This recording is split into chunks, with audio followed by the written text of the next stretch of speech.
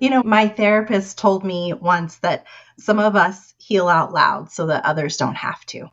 And that's what I think about for people like us, but especially the people that come onto our podcasts and just share so much, so vulnerably. Even if it is anonymous, it's still a lot to talk about and put out there. And so, yeah, I think that's a great way to put it, Corey. Like, it gives other people that space. Hi, and welcome to Family Twist. We're so glad you're here.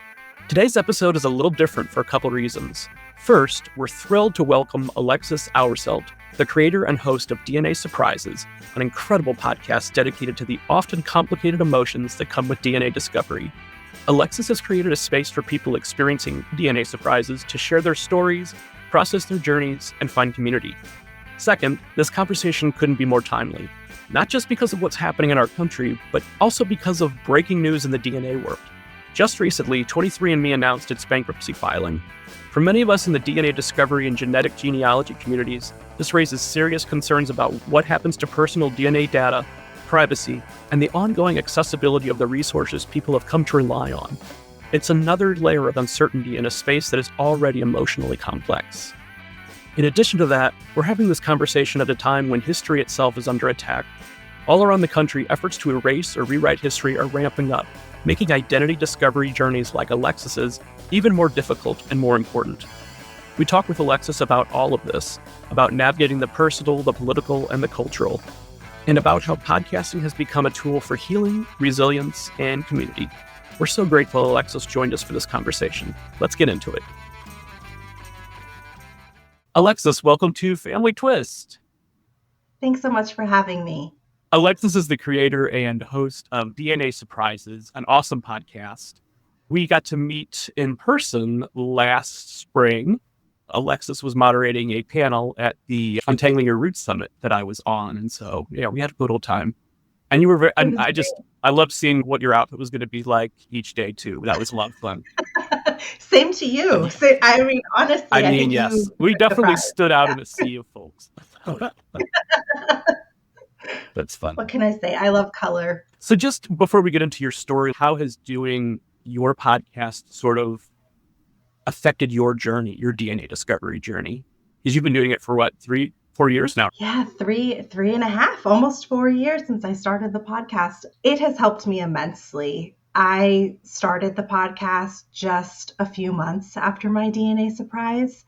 I felt like I needed some sort of outlet. I'd had a podcast with a friend that we decided to stop doing over the summer, just a few weeks before I got my test results, actually. This happened, and I didn't know what to do with all of the energy and everything that I was processing. And I also just really wanted to talk to other people who had gone through this experience because, I joined the supportive Facebook groups and other online resources, and those have all been amazing. But I really wanted to get to dive into people's stories. And so I put out a call in October of 2021. Hey, will anybody talk to me? And a bunch of people, just trusted me, which I'm so grateful for because they had no idea what I was going to actually do with their stories, and just had these amazing conversations and got it started. And it's been super healing, super validating to just talk to people and realize that the feelings that I was feeling were actually not that unique. This is a relatively common experience.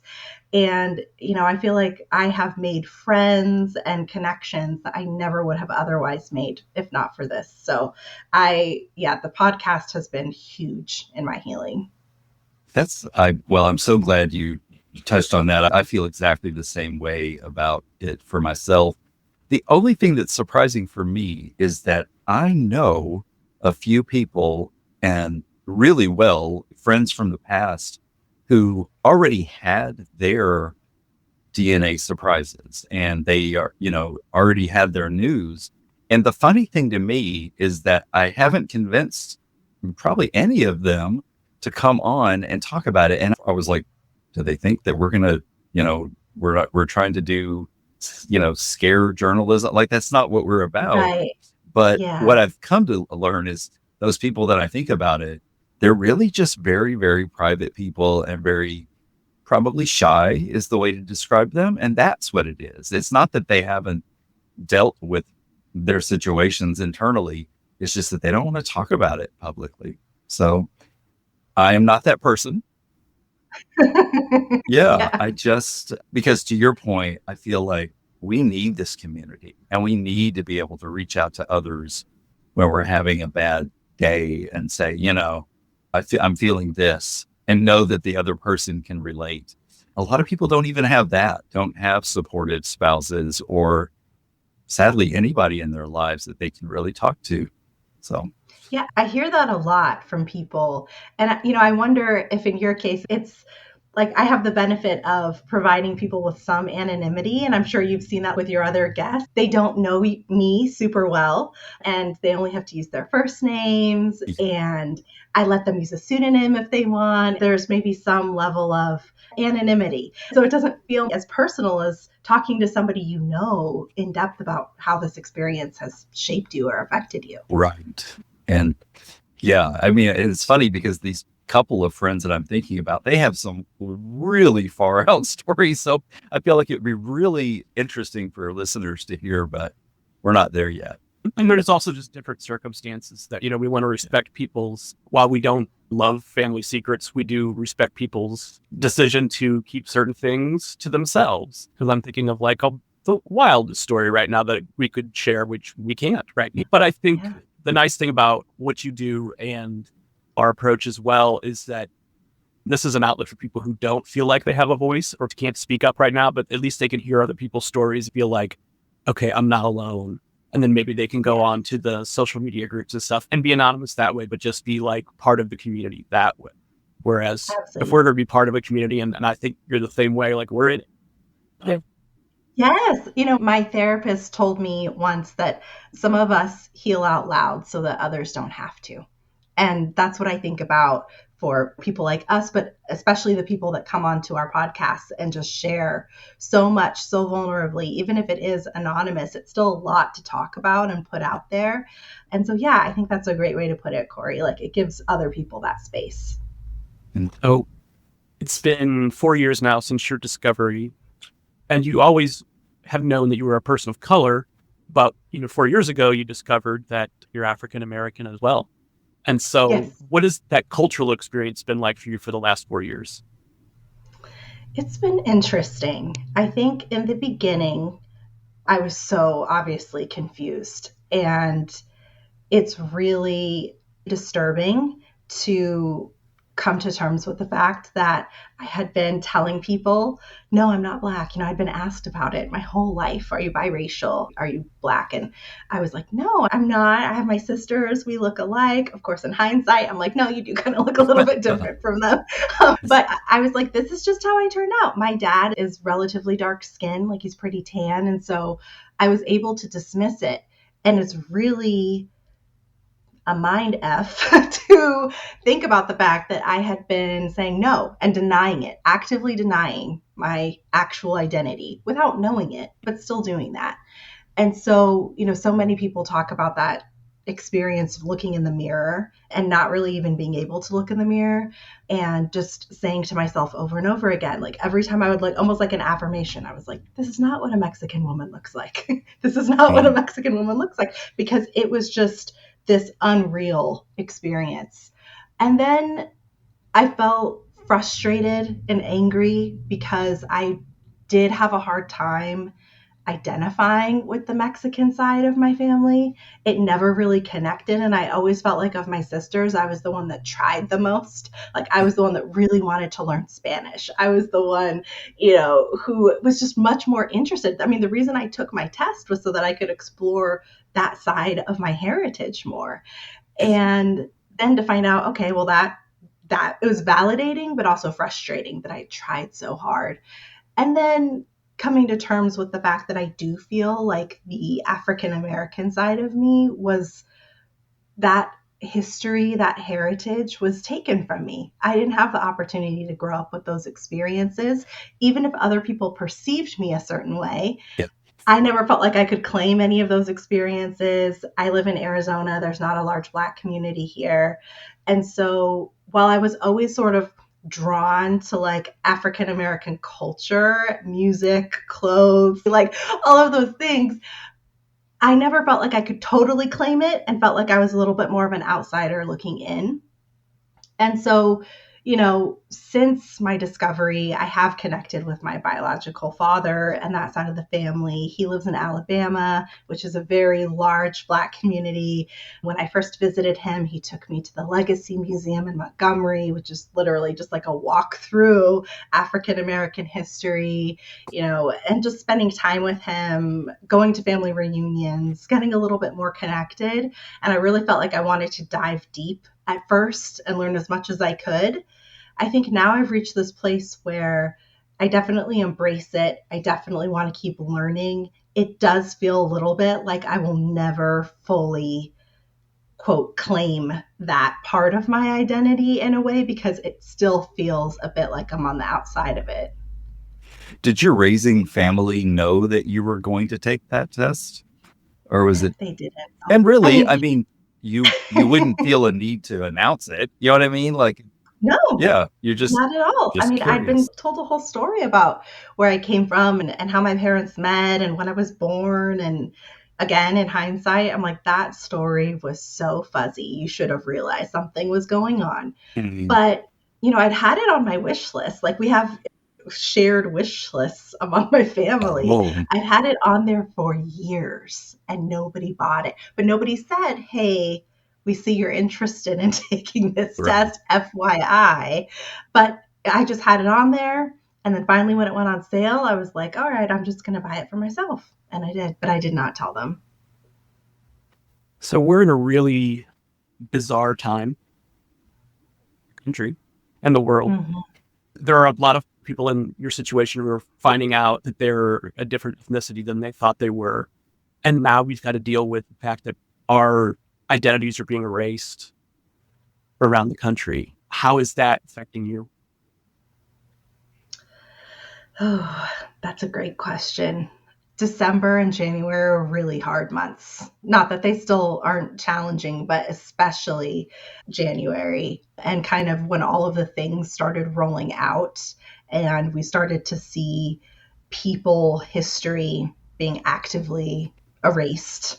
It was very, I guess this is probably the first time, now that I'm reflecting on this, I'm like, I didn't have this perspective the first time that this kind of happened, right? And now I have a different point of view in a sense. I mean, I was always aligned, right? Like, I always considered myself an ally and huge promoter of equal rights and social justice. Like, those things haven't changed for me. But now it's, oh, that's actually like my history that's being covered up, in government buildings and things. And so I think it just puts me in a different perspective and it does feel more personal. However, I would say in general, for me, it's just as enraging, right? Like, it's still deeply upsetting, but I don't have the luxury of not identifying with the group that's being affected probably as much. Although I will say, even on the Mexican side, I mean, it's still some Mexican Americans might not agree with me, but I would say that Mexican Americans are also being attacked currently. So. For sure. Absolutely. Yeah. I mean, we're frightened. We don't know where things are going, and where they've been going the last, few months is really scary. But I was thinking about this yesterday, and not that we want to completely turn this episode into that, but I was just thinking, okay, when you hear about these things happening, things being erased, taken off websites, taken out of museums and stuff, I'm like, this is just a bump in the road. This is a handful of people who are horribly racist, but I have faith that there are way more of us who are going to continue to speak out and make sure that things get back to where they should be. So I certainly hope so. I think I'm trying to view it as cyclical, and that the tides will turn. And I think as long as, we keep being vocal and supporting each other, we'll get through. Yeah, I work for a company that thankfully has, at least internally, kind of said, we're not changing our DEI initiatives. We want to support you, and that as an out gay man in the company, that means a lot to me. I feel like if they hadn't done that, I might have already been job searching. You know what I mean? If they hadn't done the right thing. I feel like now, whenever President Orange gets out of the way, we're going to need DEI initiatives more. We're going to need to double up. It's just Yeah. to prove our point that we can't be forgotten. Right. Right. To tie these two topics together, and I think this is happening all over the country. Kendall's half-sister on his mother's side, the older one, they are just like peas in a pod. And it's just been so amazing to see this relationship bloom. And for, several years ago, she would have considered herself a conservative, but she is totally flipped. And she's out there doing the stuff, sending the postcards, getting out there. She's having us come to a rally next weekend with her. Yep. So, That's awesome. that's heartening because that's also part of this story. Like maybe this relationship with Kendall has helped open her eyes to stuff that was, that she didn't know was happening, and how it was affecting people, Mm-hmm. I hope so. Mm-hmm. I hope, I don't preach to her, but I think she sees our message, and our goals. Yeah. And I mean, she's open-minded. I just think sometimes who you surround yourself with, right? It can be difficult. Yeah, I will say, going back to your original question, Corey, one thing that has really helped me during this time is the fact that I have a connection with my biological father, because he and I are very closely aligned as far as ideology goes. And so, he's somebody that I can talk to. I can't, unfortunately, talk to my raised parents about a lot of this stuff, but I can talk to him. And so having him as somebody who's, okay, you understand, I'm not crazy here, has been so honestly like healing for me to realize, okay, there's somebody here that I can talk to and who gets it. So yeah, I agree. Like, that's beautiful, Kendall, that your relationship with your sister has helped her. And I would say I've experienced the same, maybe in a different way, but similarly. So we were refreshing ourselves with your story this morning and reading an article, like a Q&A that you did a couple of years ago. But I think at that point you had not connected with your birth father's side of the family. So can you talk a little bit about what that was like, that first contact?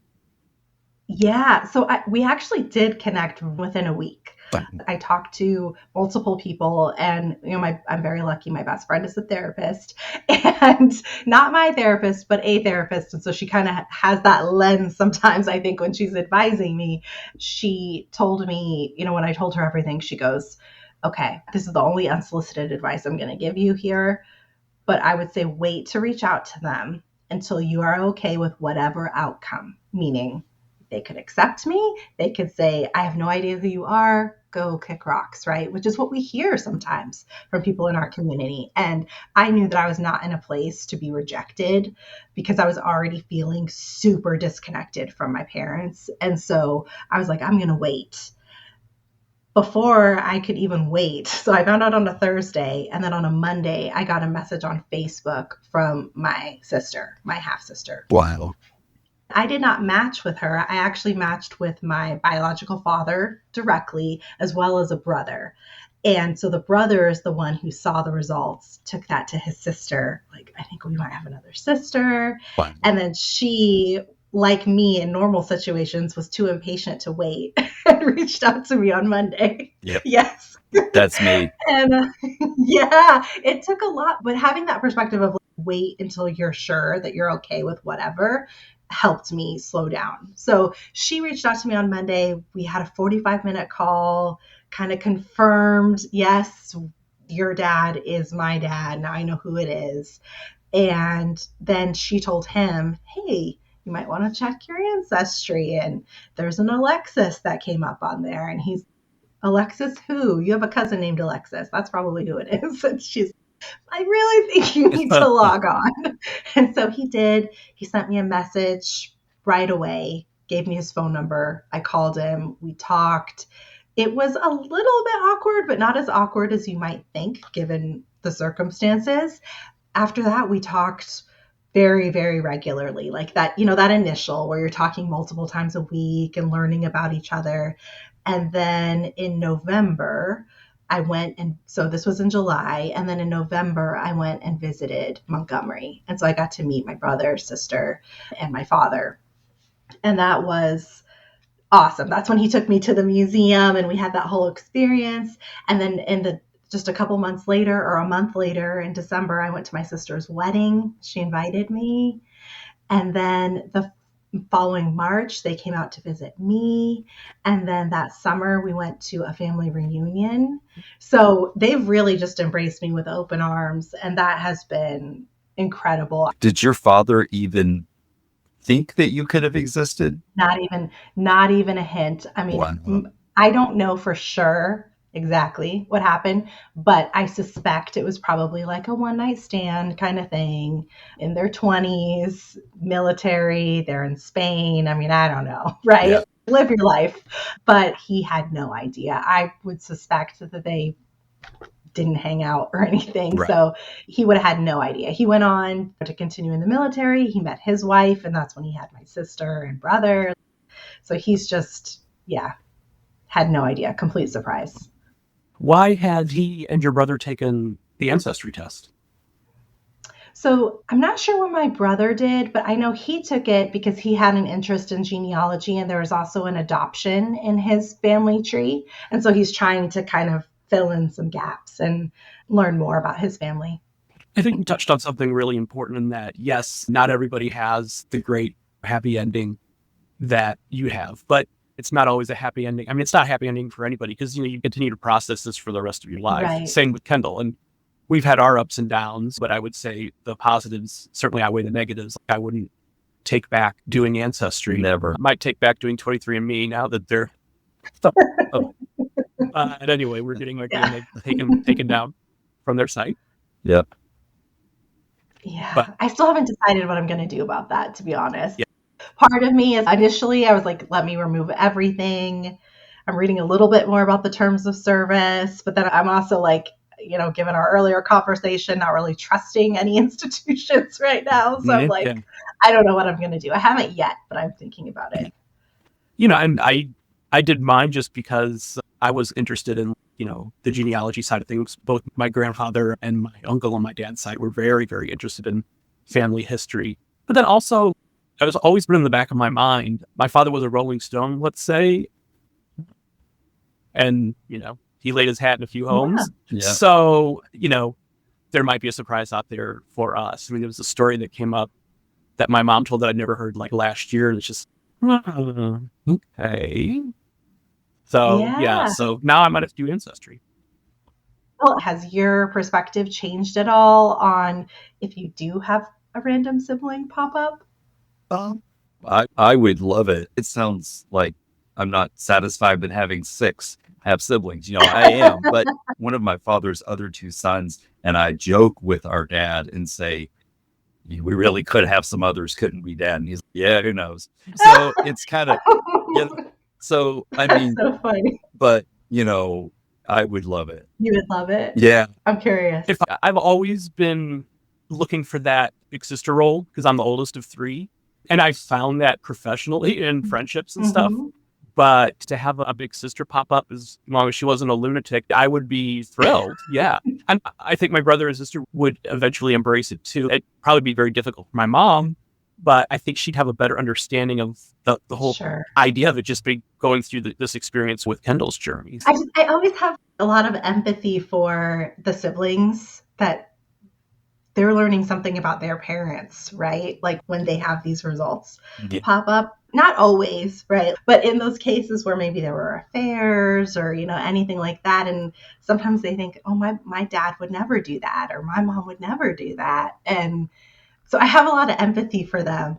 But I think now when I talk to people, I'm always curious. If this happened to you now, would your perspective be different than that initial maybe defensive posture? Right.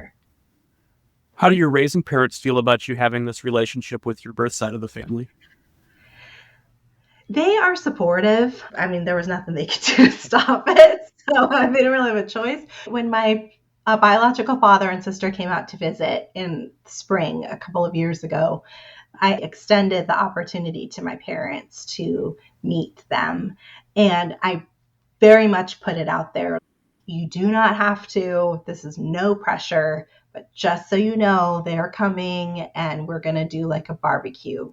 They ended up meeting him at my son's football game first. Later that weekend, everybody got together at my house. So my mother-in-law, my husband's mom, my biological father, sister, both of my younger sisters, and my raised parents all came over. And my daughter, who was, I want to say 5 at the time, maybe 4, she said, "Can we all get a picture?" Yeah, And so I have a picture of all of us that's together, cool. me standing between my parents, my biological parents, and then my dad is just standing next to my mom. And I'm so grateful for that Yeah, because I'm like, I don't know if I will ever have the opportunity to have them all yeah. together like that. And yeah, so I'm super grateful to my parents. They have been very more supportive than they needed to be, really, given the situation.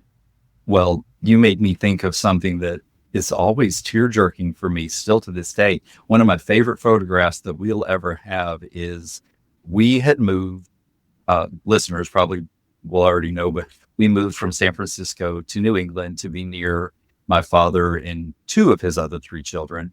And so my brother Chris, we were living 12 miles from him at the time that this happened. So he and his family came over to meet my mother's daughter, and having the photograph of me standing between my mother's daughter and my father's son, it just makes you feel accepted on both sides. It was a cool, amazing moment, and I'll never forget it. And the fact that my brother posted that picture and said, Kendall with 2 of his siblings, that had never been said about me before. So, Yeah. having been raised an only child, it all felt kind of surreal and overwhelming, but we loved it. It was just a whole fun experience. Absolutely. I'll never forget that first weekend. It's stamped in my brain, like all the details and stuff. It's just incredible. I mean, and I'm sure, Kendall, as an adoptee, you relate to this, not necessarily having a photo of yourself with both of your parents, right? And like that's not something. And this whole experience has given me so much empathy for adoptees. I was just kind of ignorant about it. It wasn't something I spent a lot of time thinking about before.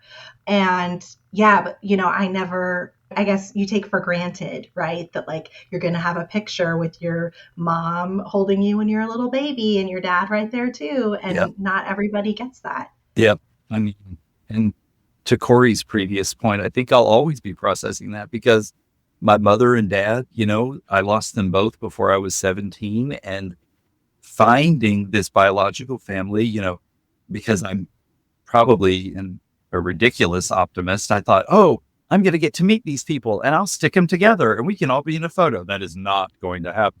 And, I was delusional about that. And would it mean a lot to me to have that? Of course. But, it's been over 7 years. It's not going to happen. My mother still hasn't spoken to me, all of that. And, you take, like Corey said, the positives definitely outweigh the negatives. And I'm grasping to those positive moments. Yeah, it's that radical acceptance. It just is what it is. Yep. And it could change, but I think sometimes hanging on to the hope in certain situations caused me a lot of pain. So it's just better to say, this is what it is now, and it's just the facts, and we got to work through that. Yeah. So when we started our second podcast last year, we kicked it off with, let's have the same last question for each episode, which we did not do with Family Twist. Our podcast is Horror Heals. Just I'm mentioning it because we've already had a crossover episode, and I feel like there are probably a lot of adoptees and donor conceived people and NPEs who find solace in watching horror movies. So if you fall in the category, reach out. But we wanted to come up with a last question for Family Twist, and I think we sort of hit upon it. And we're big into music in the house. Like as soon as we hang up with you, like the music will be back on. So when you're kind of going through the thick of it, is there a song or an artist that you lean on to kind of help you get through that moment?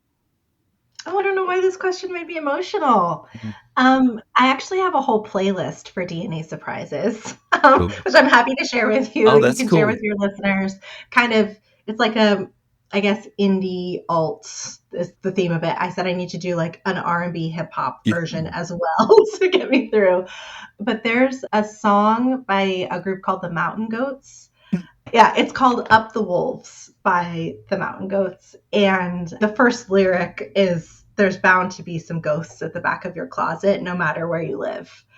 But it's ultimately like that things will get better. And it has ties to like mother. And so thematically, the song really resonates. And there's always like the Mountain Goats always have a little bit of this sadness to them, which I love in music because it makes me feel feelings. Yeah.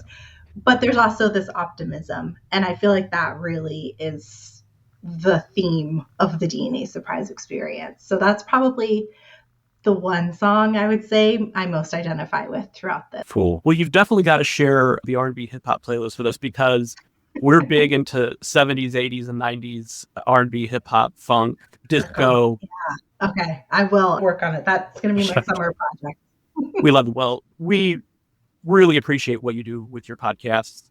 I know we're on similar missions, but I love that there's not, and I felt this right away when we met last year, there's not this sense of like competition or anything like that. It's like we're all, like we share guests and, everything else. So yeah, I mean, whatever we can do to help align with your message and spread information about your podcast too, we're happy to do it because the more resources out there, the better. Oh, well, thank you. And same to you. When we met in person, there's no competition. And I'm a true believer that all boats rise. Rising tide lifts all boats.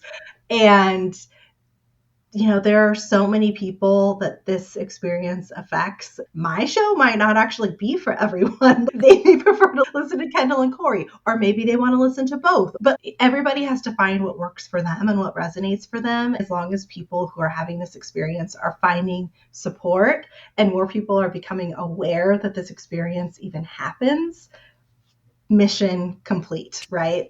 So. And same to you. However I can support you all. Thank you. And I imagine this is the same for you, but I just feel really strongly about responding to every message that reaches out because, one, I want people to feel heard. And if they got a great story, I want them to be on the podcast. Yeah. But even if not, even if they aren't comfortable with that, I just want them to be heard and for us to respond to everyone. Just thank you for listening and understand what you're going through and et cetera. Yeah. Or, sometimes if one slips through and then I'm going through my email and trying to respond and I find one, please, if anyone's listening, I am not purposely not responding to you. Email me again. I will respond because these are delicate situations. And the fact that people trust us with their stories is an honor. It really is. Yeah. We have so much appreciation for the guests and we feel like we've made friends through the guests as well, which is awesome. Like not easy to do at a certain age. So it's been fantastic. We're part of a podcast group in New England and so all these community doors that keep opening are amazing. We get the positivity out of it too, though. I love hearing stories like yours. When I get goosebumps and chills and all the happies and all that, it's great.